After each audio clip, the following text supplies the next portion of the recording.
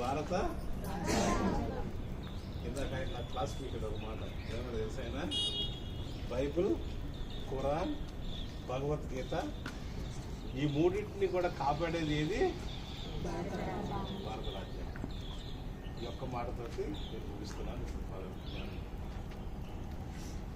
చాలా టైం తీసుకున్నారు అందరూ, ఎందుకంటే తొందరగా వెళ్ళాలని ముందుగా పెట్టాం. తర్వాత ఎవరు ఫాదర్స్ లేరు కాబట్టి నా పేరు ఒకటి వినపడుతుంది, లేకపోతే వినపడేది కాదు. ఓకే,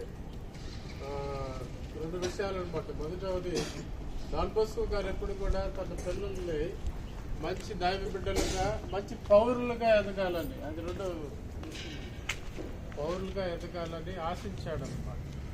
పౌరులుగా, మంచి పౌరులుగా, గుడ్ సిటిజన్స్ ఆఫ్ ఇండియాగా ఉండాలంటే ఏంటి? మనం ఇలాంటి రాజ్యాంగాన్ని మనం గౌరవించాలి, దాన్ని పాటించాలి. ఒకే ఒక విషయం ఏంటి, చాలా చెప్పుకోవచ్చు. ఒక విషయం ఏంటంటే ప్రతి ఒక్కరికి హక్కులు ఉన్నాయి, వాటిని మనం గౌరవించాలి. ఎవరికి మనం అడ్డుగా రాకూడదు. మన హక్కులను మనం ఉపయోగించుకోవాలి, వినియోగించుకోవాలి. ఇతరుల యొక్క హక్కుకు, స్వాతంత్ర్యానికి అడ్డు రాకూడదనే ఉద్దేశంతోనే ఇలాంటి రాజ్యాంగాన్ని మనకు అందించాలన్నమాట.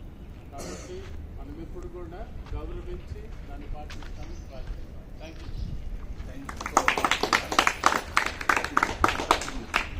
స్వప్న ఇప్పుడు ప్రతిజ్ఞ అందరితో చదివి వినిపిస్తుంది. మనం అందరం కూడా చేతులు ముందుకెట్టి ప్రతిజ్ఞ చేయాలి. స్వప్న చెప్తుంది, మీరు అందరు కూడా చెప్పాలి. అందరు కూడా భారతీయులమైన ప్రతి ఒక్కరు, ఏ కులమైనా ఏ మతమైనా అందరూ ప్రతిజ్ఞ చేయాలి.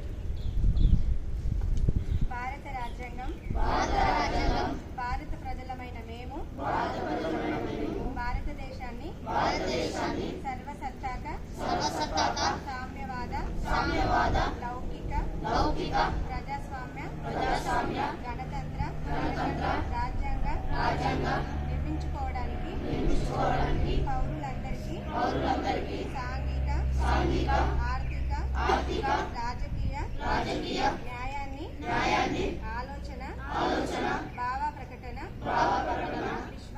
విశ్వాసం ధర్మం